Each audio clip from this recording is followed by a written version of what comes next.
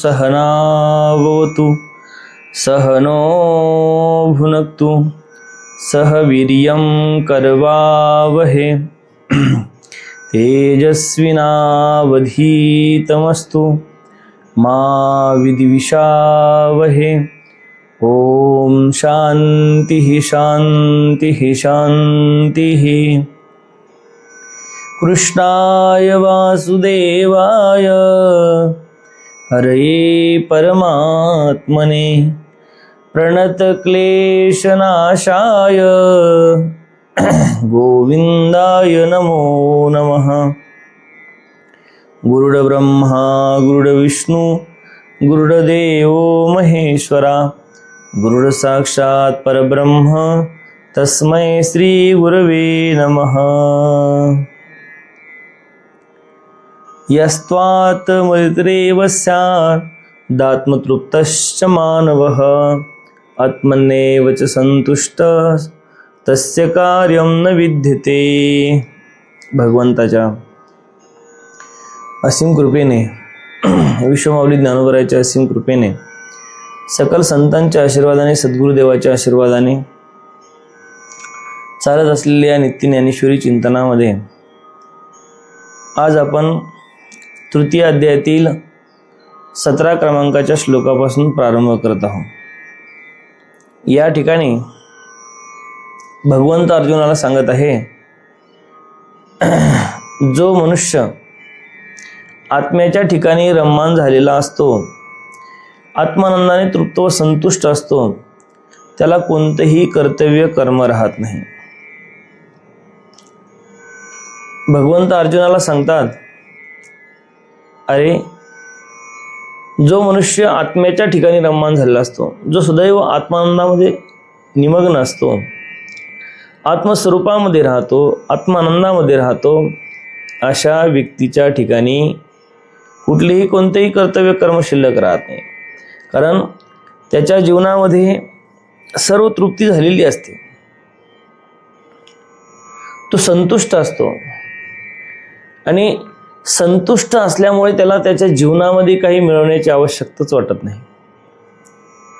तुम्ही आम्ही असंतुष्ट आहे आणि असंतुष्ट असल्यामुळे आपण रात्रंदिवस ती संतुष्टी प्राप्त करण्यासाठी धावत असतो। आपल्याला असं सतत वाटत असतं की मला याच्यापासून संतुष्टी मिळेल, त्याच्यापासून संतुष्टी मिळेल, मला यापासून समाधान मिळेल, त्यापासून समाधान मिळेल, यासाठी सतत प्रयत्नशील राहतो। वास्तविक समाधान कशामध्ये आहे हा चिंतनाचा विषय आहे। परंतु समाधान मिळावं, संतुष्टी मिळावी, भोग मिळावे, भोगापासून तृप्ती मिळावी, याच्यासाठी आपण सतत प्रयत्नशील असतो। सतत एक भोग भोगल्यानंतर दुसऱ्या भोगापासून आपल्याला तृप्ती कशी मिळेल याच्यासाठी आपण सतत प्रयत्नशील असतो। आणि या भोगामध्ये आपण एवढा आसक्त झालेलो असतो की त्या भोगामध्ये आपण त्या समाधान शोधण्याचा प्रयत्न करतो, त्या समाधानाला बघण्याचा प्रयत्न करत असतो। वास्तविक भोग जे आहे, विषय जे आहे, ते केव्हाही कधीही कोणत्याही काळामध्ये तुम्हाला तृप्ती देऊ शकत नाही। तुम्हाला जर अखंड तृप्ती हवी असेल, अखंड जर तुम्हाला समाधान हवं असेल, तर त्यासाठी तुम्हाला आत्मस्वरूप होणे गरजेचं आहे, आत्मचिंतन करणं गरजेचं आहे। आणि ज्या दिवशी तुम्ही आत्मचिंतन करसाल, ज्या दिवशी तुम्ही आत्मस्वरूप होसाल, त्या दिवशी अखंड समाधान तुमच्या जीवनामध्ये आल्याशिवाय राहणार नाही। आता आपण सतत प्रयत्नशील आहोत समाधान मिळवणे, सुख मिळवणे, पण मार्ग चुकलेला आहे। अरे तुम्हाला जायचं आहे शेगावला, आणि शेगावला जायचं आहे, तर शेगावला जाण्यासाठी जो मार्ग आहे तो मार्ग तुम्हाला निवडावा लागेल। पण जर तुम्ही शेगावला जायचं आहे आणि जालन्याचा मार्ग निवडला तर तुम्ही कदापि शेगावला पोहोचू शकणार नाही, कधीच तुम्ही शेगावपर्यंत पोहोचू शकणार नाही। त्या पद्धतीने आम्हाला प्रत्येकाला अपेक्षा आहे कशाची? तृप्तीची। आम्हाला प्रत्येकाला अपेक्षा आहे समाधानाची, आम्हाला प्रत्येकाला अपेक्षा आहे सुखाची। परंतु ना तुम्हाला सुख मिळत आहे, ना जगात जो ज्ञानी आहे, जो आत्मस्वरूपाला प्राप्त झालेला आहे, त्याच्या व्यतिरिक्त या जगामध्ये कोणालाही सुख मिळत नाही, कोणालाही समाधान मिळत नाही। म्हणून जो ज्ञानी आहे तो आत्मस्वरूपी आहे, असाच व्यक्ती काय तृप्त आहे, समाधानी आहे, आणि अशा व्यक्तीच्या ठिकाणी कोणतेही कर्तव्य कर्म उरत नाही. त्याने एखादं कर्तव्य केलंही, त्याने एखादं कर्म केलंही तर ते कर्मामध्ये त्याची आसक्ती नसते. मी करणार आहे, मी करतो आहे, माझ्यामुळे झाला आहे, हा भाव त्याचा नसतो. एखादं कर्म त्याने त्याच्या जीवनामध्ये केलं सुद्धा, एखादा भोग त्याने भोगला सुद्धा, तरी हा भोग मी भोगणारा आहे हा भाव त्याच्या ठिकाणी नसतो. मी भोगता आहे हा भाव त्याच्या ठिकाणी नसतो. भोगता भोग्यपण ज्याच्या जीवनातलं संपलेलं आहे असा आत्मस्वरूपी किंवा आत्मज्ञानी पुरुष आहे. म्हणून त्याच्या ठिकाणी मी भोगता आहे आणि समोरचं भोग्य आहे असं तो समजत नाही. दुसरी गोष्ट, तो कधीही कुठल्याही परिस्थितीमध्ये कशाही मध्ये आसक्त होत नाही, आणि आसक्त न झाल्यामुळे त्याच्या जीवनामध्ये तो काहीही मिळवण्याचं शिल्लक ठेवत नाही, आणि त्यामुळे काही मिळवावं, काही मिळावं ही आशा त्याच्या जीवनात नसते. आणि ज्याच्या जीवनामध्ये काहीतरी मिळावं आणि काहीतरी प्राप्त व्हावं ही आशा शिल्लक असते, तो कधीही समाधानी राहू शकत नाही, कधीही तृप्त राहू शकत नाही. कारण आशा जी आहे किंवा मिळवण्याची इच्छा जी आहे ती इच्छा माणसाला नेहमी दुःख देणारी असते. कारण एखादी आशा तुम्ही धरून बसले आणि आशा धरून बसले, आणि आशा धरून बसल्यानंतर ती जर आशा पूर्ण झाली नाही तर त्याच्यापासून दुःखाची निर्मिती होते, त्याच्यापासून समाधान आणि सुख प्राप्त होणार नाही. म्हणून या ठिकाणी भगवंत अर्जुनाला हे सांगतात की बाबा, जो आत्मज्ञानाने परिपूर्ण आहे, आत्मानंदाने परिपूर्ण आहे, तृप्त आहे, संतुष्ट आहे, अशा पुरुषाच्या जीवनामध्ये कुठलेही कर्तव्य कर्म राहत नाही. मग कर्म केलं सुद्धा तरीही त्या कर्मामध्ये आसक्त न झाल्यामुळे त्याला अपेक्षाही नाही. आणि दुसरी गोष्ट, कर्तव्य कर्म केलं सुद्धा तरीही सुद्धा कर्तृत्व आणि भोक्तृत्वाचा अहंकार नसल्यामुळे त्याने केलं काय आणि नाही केलं काय याचा काही फरक पडत नाही. आता माऊली त्या संबंधाने काय म्हणतात ते बघा. देखे अस्तिनी देह धर्मे, एद तोची एक न लिंपे, कर्मे अखंडी धर्मे आपणपाची. की जो आत्मस्वरूपामध्ये अखंड रममान असतो तो आपल्या देह इंद्रियाचा स्वाभाविक कर्म चालू असताना देखील त्यामध्ये लिप्त होत नाही. काय? जो आत्मस्वरूपामध्ये अखंड रममान असतो, देह इंद्रियाच्या द्वारे कर्म चालू असताना देखील त्याच्यामध्ये तो लिप्त होत नाही. जो ज्ञानी आहे तो ज्ञानी आत्मस्वरूपामध्ये अखंड असतो, अखंड त्या आत्मस्वरूपाचा संतुष्टीचा आनंद तो घेत असतो, आणि त्याच्यामुळे त्याच्या जीवनामध्ये त्याने आपल्या देह इंद्रियाच्या द्वारे कर्म चालू असताना त्याने एखादा भोग भोगला काय आणि नाही भोगला काय त्याच्यामध्ये तो आसक्त होत नाही. हे शरीर जरी त्यांना मिळालं तरी या शरीरापासून जे काही माझं किंवा मत्व हे त्याचं शिल्लक राहिलं नसतं. या शरीरापासून काही भोग भोगण्याची इच्छा त्याची शिल्लक राहिली नसते. दुसरी गोष्ट म्हणजे हे शरीर जरी त्याचं असलं तरी या शरीराला सुद्धा तो त्याचं स्वतःचं समजत नाही. हेही सुद्धा एक ज्या पद्धतीने बाकीचे भोग्य वस्तू आहे त्या पद्धतीने हे सुद्धा एक भोग्य असून, एक तुच्छ असून, एक केलेलं शरीर फक्त एक देह धारण करण्यासाठी किंवा एक साधना करण्यासाठी मिळालेलं एक देह आहे एवढाच त्यांचा भाव असतो. बाकी याच्या व्यतिरिक्त त्याच्यामध्ये कुठल्याही पद्धतीची आसक्ती नसते. मागे मी एक उदाहरण सांगितलं होतं, पूजनीय स्वामीजींनी ते आम्हाला सांगितलं होतं की एक महात्मा होते आणि ते महात्मा त्या आश्रमामध्ये आम्ही गेलो, आणि आश्रमामध्ये गेल्यानंतर त्या महात्माजीने आम्हाला सांगितलं, बाबा हो, हे जंगलामध्ये आश्रम आहे आणि जंगलामध्ये आश्रम आहे तर तुम्ही बाहेर शौचाला जात असताना काठ्या वगैरे घेऊन जा. तर स्वामीजीने त्या महात्माजीने सांगितलं, सगळेजण आपापल्या पद्धतीने काठ्या वगैरे घेऊन शौचाला गेले, आणि ते महात्मा सुद्धा एका झुडपाच्या पलीकडे तिकडे शौचाला बसले. तेवढ्यामध्ये एक हिंस्त्र पशु आला, आणि हिंस्त्र पशु आला आणि महात्माजीचा हात जो आहे तो हात त्याने धरला आणि त्या हाताचे मांस तोडू लागला, खाऊ लागला. तरीही महात्माजीने त्याच्या अंगावर काडी उगारली नाही. त्यावेळेस आधी हे जे काही विद्यार्थी होते त्या विद्यार्थ्यांनी पाहिलं स्वामीजी आधी त्या ठिकाणी होते. त्यांनी पाहिलं आणि पाहिल्यानंतर हे त्यांच्याकडे धावून गेले. धावून गेल्यानंतर तो जो काही हिंस्त्र पशु होता तो हिंस्त्र पशु तिथून निघून गेला. परंतु त्यावेळेस स्वामीजीने त्यांना प्रश्न विचारला की महात्मा जी, ये देखो आपने तो हमें बताया है कि यहाँ हिंस्त्र पशु रहते, आप काठी लेकर जाओ. तो हम काठी लेकर तो आए, आपके हाथ में भी काठी थी. जब वो हिंस्त्र पशु आया और तुम्हारा हाथ को काट रहा था, तब आपने उन पर कुछ काठी विठी कुछ काठी वगैरह कुछ हे किए नहीं आपने, उस पर काठी दिखाते भी उसको तो भी वो चला जाता. तब महात्मा जी ने बोला कि अरे ब्रह्मचारी, कि अरे ये ना तो ये शरीर मेरा है ना तो ये देह मेरा है. जिसका शरीर है वो तो लेकर जाने वाला है, जिसका ये देह है वो तो लेकर जाने वाला है. फिर इस शरीर में इस देह में मैं आसक्ति किस लिए रखूं. त्यावेळेस स्वामीजी आदिती त्या ठिकाणी होते. त्यांच्या लक्षात आलं की महात्म्याचा भाव काय असतो, किती उच्च प्रकारचा भाव त्यांचा असतो. तर त्या पद्धतीने शरीराचा एक भाग जरी हिंस्त्र पशु खात होता तरीही सुद्धा त्या महात्माजीने एक शब्दही त्याच्याविषयी चकार शब्दही काढला नाही. सांगायचं तात्पर्य हेच की जे महापुरुष असतात त्या महापुरुषाची देहासक्ती ही संपलेली असते आणि देहासक्ती संपल्यामुळे त्यांना यामध्ये कशाही मध्ये आसक्त होत नाही, शरीरामध्ये सुद्धा ते आसक्त होत नाही.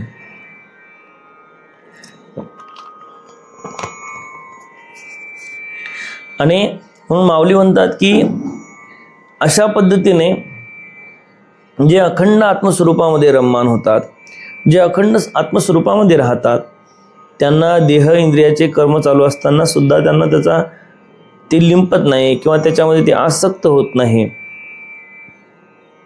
कारण देह देहाचं काम करत आहे, इंद्रिय इंद्रियाचं काम करत आहे, मी मात्र वेगळा आहे. मी कोण आहे? वेगळा आहे. ना मी शरीर आहे ना मी देह आहे.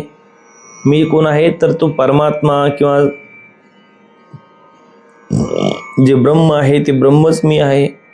ब्रह्मच मी असल्यामुळं हे शरीर तर मी नाही आणि ब्रह्म कधीही मरत नाही. ब्रह्म तर नित्य आहे, अविनाशी आहे. मरणारं तर हे शरीर आहे. म्हणून नित्य अविनाशी असणारं जे ब्रह्म आहे ते ब्रह्म मी आहे. अशा पद्धतीने त्या ज्ञानी पुरुषाचा बोध झालेला असतो आणि ज्ञानी पुरुषाचा बोध झाल्यामुळे तो कुठल्याही परिस्थितीमध्ये या देहामध्ये किंवा देह इंद्रियामध्ये आसक्त होत नाही. पुन्हा माऊली म्हणतात, जो तो आत्मबोधे तो शला तरी कृतकार्य देखी झाला, म्हणून सहजे सांडवला कर्मसंगा. अरे जो आनंद स्वरूप आत्मतत्वाशी एकरूप होऊन कृतकृत्य झालेला असतो त्याच्या सर्व कर्माशी संबंध सहजच तुटलेले असतात. जो आनंद स्वरूप आत्मतत्वाशी एकरूप झालेला असतो, ज्याचा आणि देहाचा संबंध संपलेला आहे, कर्तृत्व भोक्तृत्वाचा संबंध संपलेला आहे, सतत तो आत्मचिंतन करत असतो, आत्मस्वरूपाशी एकरूप झाला असतो, त्यांचा भाव हा व्यापक झालेला असतो, व्यष्टी भाव त्यांचा संपलेला असतो आणि समष्टी भाव ज्यांचा झालेला असतो, असा जो महापुरुष आहे, असा महापुरुष जो आत्मतत्वाशी एकरूप झाल्यामुळे कृतकृत्य झालेला असतो, त्याच्या जीवनामध्ये त्याला काही मिळवण्याची अपेक्षा सुद्धा नसते. त्याच्या जीवनामध्ये त्यांना काही मिळावी ही आशा सुद्धा संपलेली असते आणि त्यामुळे तो बाह्य विषयापासून बाह्य वस्तूपासून कधीही तृप्त होत नाही. पुन्हा माऊली भगवंत अर्जुनाला काय सांगतात ते बघा.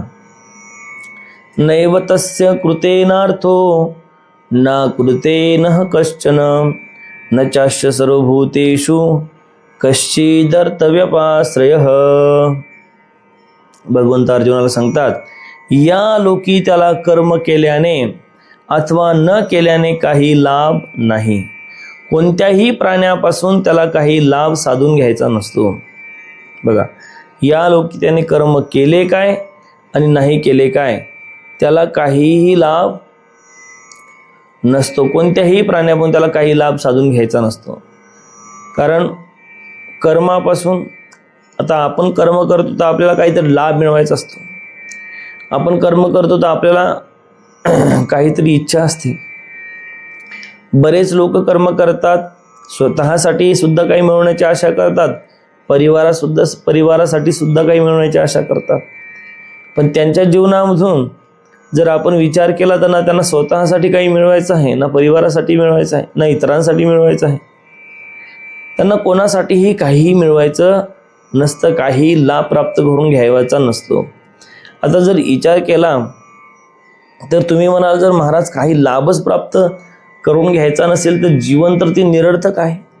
अरे, आज जर आपण पाहिलं तर आज या जगामध्ये एकांगशाही आहे. म्हणजे एखादा व्यक्ती केवळ आपलं पोट कसं भरेल एवढाच विचार करतो. इतरांचं पोट भरेल काय, तो उपाशी राहील काय, याच्याशी काही घेणं देणं त्यांना नसतं. केवळ आपला परिवार एवढाच त्याचा विचार असतो. आणि म्हणून अरे, एकदा जरी आमदार खासदार झाला तर ती एवढं कमवून ठेवतो, म्हणतात की 7 पिढ्यापासून खाईल. म्हणजे स्वतःसाठी कमवायचं आणि पुढे येणाऱ्या 7 पिढ्यासाठी सुद्धा कमवून ठेवायचं. कशासाठी? त्यांना 7 पिढ्यापर्यंत जीवनामध्ये काही कमी पडू नाही. पण तसं ज्ञानीपुरुषाचं नसतं. ना त्यांना स्वतःसाठी काही कमवायचं असतं ना इतरांसाठी. वास्तविक तुम्ही म्हणसाल मग ते अशा पद्धतीने काहीच न करणं हे सुद्धा एक निष्क्रियता आहे. अरे, जीवनामध्ये काहीच न करणे ही सुद्धा एक निष्क्रियता. मग ज्ञानीपुरुष काही करत नाही का? कुठल्याही पद्धतीने कर्म करत नाही का? हो, ज्ञानीपुरुष सर्व कर्म करतो, परंतु त्या कर्मामध्ये आसक्त होत नाही, त्या कर्मामध्ये लिप्त होत नाही आणि त्या कर्मापासून मला काही मिळावं ही आशा नसते. जे मिळेल ते भगवंताची कृपा असते असं समजून तो तसा व्यवहार करतो. किंवा जे काही मिळतं ते एक माझा कर्माचा फळाचा भाग म्हणून तो मला मिळतो आहे, पण मला हेच मिळालं पाहिजे हा अट्टहास त्याच्या जीवनामध्ये नसतो. म्हणून त्याला त्याच्यासाठीही काही साधून घ्यायचं नसतं आणि इतरांसाठी सुद्धा काही साधून घ्यायचं नसतं. आता माऊलीनं फार सुंदर ओवी याच्यावर लिहिली. तृप्ती झाली या जैसी साधने सरती अपैसी देखे आत्मतुष्टी तैसी कर्मे नाही. अरे, ज्याप्रमाणे तृप्ती झाल्यानंतर तिची साधने आपोआप संपून जातात, त्याप्रमाणे आनंद स्वरूप आत्मतत्वाशी एकरूप झाल्यावर कर्म करण्याचं प्रयोजन शिल्लक राहत नाही. फार सुंदर ओवी माऊलीने लिहिली की तृप्ती झाली या जैसी साधने सरती अपैसी. अरे, एकदा का तृप्ती झाली तर मग माणसाला कितीही ती गोष्ट देण्याचा प्रयत्न केला तर त्या गोष्टीकडून तुम्हाला समाधान मिळणार नाही. अरे, उदाहरण आपलं व्यवहारातलं उदाहरण घ्या. तुम्हाला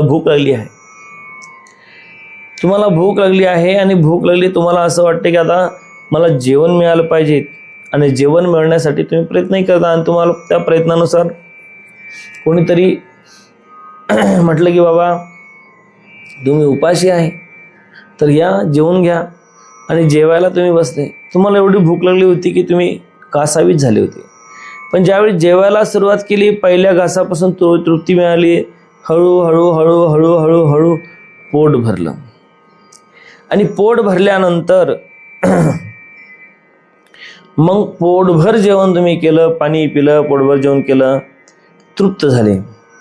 आणि मग कोणी जर पुन्हा तुम्हाला म्हणलं की आता थोडं जेवण घ्या आणखीन, किंवा आणखीन पोळी घ्या, किंवा भाजी घ्या, किंवा गुलाबजामू घ्या, किंवा रसगुल्ले घ्या, किंवा रसमलाई घ्या, तर तुम्ही काय म्हणणार?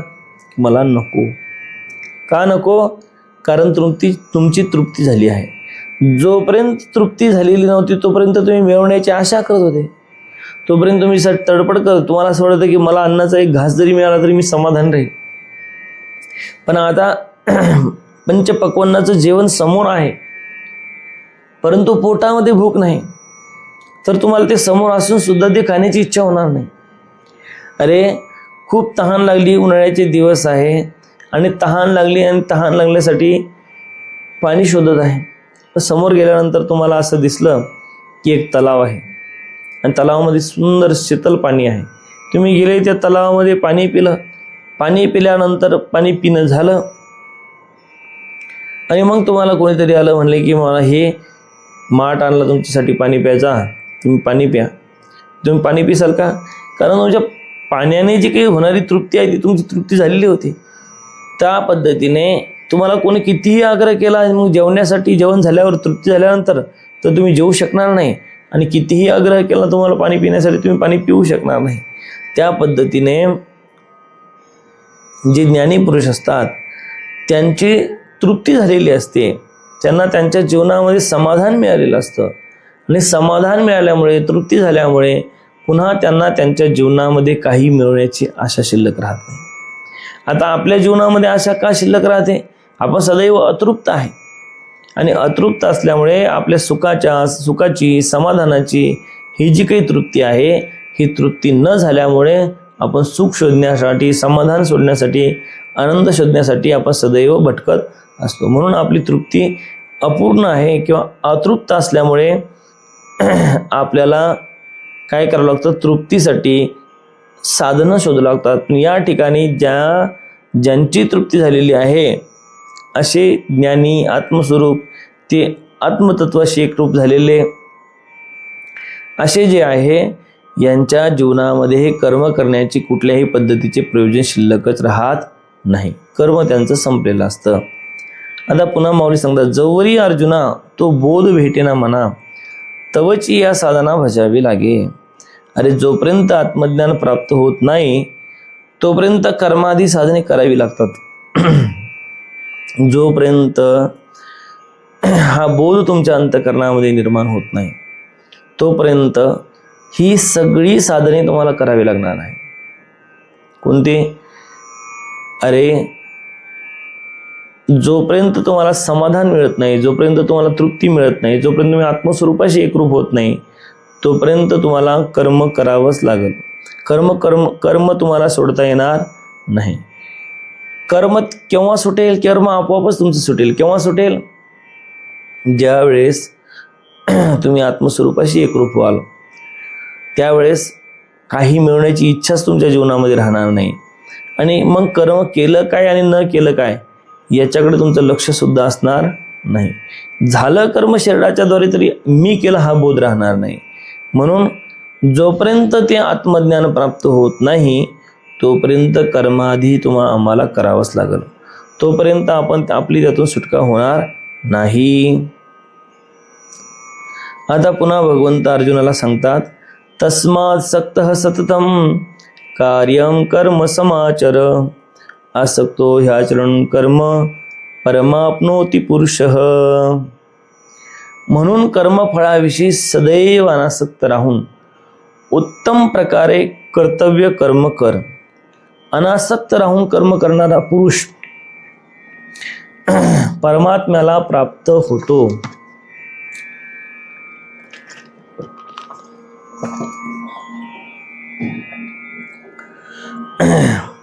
कर्मफळाविषयी सदैव अनासक्त राहून उत्तम प्रकारे उत्तम कर्तव्य कर्म कर, असं भगवंत अर्जुनाला सांगतात. का? कर्मापासून तू निवृत्त होऊ शकत नाही. जोपर्यंत देह धारण केलेला आहे तोपर्यंत कर्तव्य कर्म तुला करावंच लागेल. कर्तव्य कर्म करत असताना तू या ठिकाणी भगवंत सांगतात की उत्तम प्रकारे कर्म तू कर, जेणेकरून तुझ्या जीवनामध्ये कर्तव्य कर्म होईल. आणि निष्काम कर्म जर तू केलं तर तुझ्या जीवनामध्ये आत्मज्ञान सुद्धा प्राप्त होईल. अनासक्त राहून कर्म करणारा पुरुष परमात्म्याला प्राप्त होतो किंवा परमेश्वराला प्राप्त होतो. जो पुरुष अनासक्त भावाने कर्म करतो, अनासक्त भावाने काय करतो तर कर्माचं आचरण करतो, असा जो पुरुष आहे तो परमात्म्याला प्राप्त होतो. परंतु आपल्यामध्ये आणि ज्ञानी पुरुषामध्ये हाच फरक आहे. आपण कर्म करत असताना अनासक्त भावाने करत नाही, आसक्त भावनाने करतो. आपण कर्म करत असताना त्या कर्मापासून काहीतरी मिळावे ही अपेक्षा आपण ठेवत असतो. पण आत्मज्ञानी काही मिळावे ही अपेक्षा ठेवत नाही. भगवंत अर्जुनाला हे सांगतात की अरे कर्म तू करावं, सदैव कर्मफळाविषयी अनासक्त राहावं, काहीच मिळवण्याची आशा ठेवू नये, काही मिळेल ही अपेक्षा करू नये. म्हणून सदैव अनासक्त भावाने काय करावं, कर्तव्य कर्म कर आणि अनासक्त राहून कर्म करणारा पुरुष परमात्म्यालाच प्राप्त होतो हे लक्षात घे. आता माऊली त्या संबंधानं काय म्हणतात ते बघू. मनोनी तू नियतू सकळ काम रहितू होऊन या उचितू स्वधर्मे राहटे. अरे म्हणून सदैव फळाची आशा त्यागून तू उचित अशा स्वधर्माचं आचरण कर. बघा भगवंत अर्जुनाला किती सांगतात, किती. अरे एखादी गोष्ट जर जास्त सांगितली, एखादी गोष्ट 30 अनेक वेळा सांगितली तर काय होतं, अनेक वेळा एखादी गोष्ट सांगितल्यानंतर माणसाला असं वाटतं हे काय कीर करत आहे, किंवा हे काय पद्धतीने आपल्याला बोर करत आहे, हे काय पुन्हा पुन्हा तेच सांगत आहे. आणि भगवंत पुन्हा पुन्हा ही गोष्ट याच्यासाठी सांगत आहे की अर्जुनाच्या मनामध्ये तो भाव निर्माण झाला पाहिजे, तो बोध निर्माण झाला पाहिजे. कधी कधी शिक्षक लोक पुन्हा पुन्हा पुन्हा पुन्हा पुन्हा पुन्हा विद्यार्थ्याला का सांगतात की तो जो पॉईंट आहे, तो जो टॉपिक आहे तो व्यवस्थितपणे त्याच्या अंतःकरणामध्ये बसला पाहिजे, किंवा त्याच्या ठिकाणी बसला पाहिजे, बुद्धीमध्ये घुसला पाहिजे. आणि म्हणून पुन्हा पुन्हा पुन्हा पुन्हा पुन्हा पुन्हा तो विषय समजून सांगतात. या ठिकाणी भगवंत पुन्हा पुन्हा पुन्हा पुन्हा पुन्हा पुन्हा धर्माचरणाविषयी का बोलत आहे की अर्जुनाने स्वधर्माचं आचरण केलं पाहिजे. अर्जुनाने सकळ काम रहित होऊन स्वधर्म राहटला पाहिजे, स्वधर्माचं आचरण केलं पाहिजे. अर्जुनाचा जो स्वधर्म आहे तो पार पाडला पाहिजे, त्या स्वधर्मातून पळ काढला नाही पाहिजेत, अशा पद्धतीने भगवंताला वाटत आहे. भगवंत पुन्हा पुन्हा पुन्हा पुन्हा अर्जुनाला सांगत आहे की तू सकल कामरहित होऊन कुठल्याही पद्धतीच्या मनामध्ये इच्छा न ठेवता कर्म कर. जे स्वधर्मी निष्कामता अनुसरले पार्था ते कैवल्य पदतत्वता पावले जगी. हे लक्षात ठेव. हे पार्थ, जे निष्काम बुद्धीने स्वधर्माचे आचरण करतात ते श्रेष्ठ अशा कैवल्य पदाला प्राप्त होतात. निष्काम बुद्धीने स्वधर्माचे आचरण करतात की आचरण करत असताना, स्वधर्माचं आचरण करत असताना त्याच्यामध्ये कुठल्याही पद्धतीची आसक्ती ठेवत नाही. मला त्या कर्मापासून, त्या कर्म आचरणाने मला काही मिळावं ही सुद्धा ज्यांच्या जीवनामध्ये अपेक्षा नसते, अशा पद्धतीने ज्यांचं जीवन असतं, असे जे महापुरुष आहे त्या पद्धतीने तू आचरण कर. आणि तसं जर आचरण तू केलं तर तू कैवल्य पदाला प्राप्त होऊन, म्हणजे अर्जुनाला सांगत आहे तू युद्ध जरी केलं आणि युद्धामध्ये लढला आणि युद्धामध्ये परास्त झाला किंवा मेला तरीही सुद्धा तुला कैवल्य पदाची प्राप्ती आहे, आणि युद्धामध्ये जिंकला तरी सुद्धा तुला कैवल्य पदाची प्राप्ती आहे, कारण तू तुझा स्वधर्म पार पाडला. म्हणून जीवनामध्ये ज्याने आपला स्वधर्म पार पाडला त्याचं आपापल्या जीवनामध्ये कल्याणच होतं. म्हणून अशा पद्धतीने भगवंत स्वधर्म आचरणाच्या संबंधाने बोलत आहे. आता याच्यावर आणखीन काही ओव्या बाकी आहे. आज आपले आजची 13 मार्च आणि आजपासून आपल्या श्री गुरुदेव आश्रम पळसखेड सपकाळ या ठिकाणी अखंड हरिनाम सप्ताह तथा महापुराण कथेचं आज सुरुवात होत आहे. पूजनीय स्वामीजीच्या माध्यमातून शिवमहापुराण कथा ही सगळ्यांपर्यंत पोहोचणार आहे, यूट्यूबच्या माध्यमातून सुद्धा. आणि रोज संध्याकाळी हरिपाठ हरिकीर्तन आहे. तरी आपले जेवढे भक्त परिवार आहे या भक्त परिवाराने या कार्यक्रमासाठी निश्चित आश्रमामध्ये हजेरी लावावी. आणि हा जो कार्यक्रम आहे हा सगळ्यांचा कार्यक्रम असल्यामुळे सगळ्यांनी एकत्र येऊन हा आनंद जो आहे आनंद द्विगुणित करण्याचं काम करावं. तसं सगळ्यांना सादर, तुम्हा सगळ्यांना या आश्रमाच्या वतीने किंवा आश्रमाच्या सेवाधारी या नात्याने तुम्हाला सगळ्यांना विनंती करत आहे की तुम्ही सगळ्यांनी या कार्यक्रमासाठी उपस्थित दाखवावे आणि या कार्यक्रमामध्ये येऊन सगळ्यांचा आनंद द्विगुणित करावा. आजची झालेली जी काही चिंतन सेवा आहे ती विश्वमाऊली ज्ञानोबरायाच्या चरणी समर्पित करू आणि आजच्या या सेवेला पूर्णविराम देऊ. ओम पूर्णमदः पूर्णमिदं पूर्णात् पूर्णमुदच्यते पूर्णस्य पूर्णमादाय पूर्णमेवावशिष्यते. ओम शांती शांती शांती.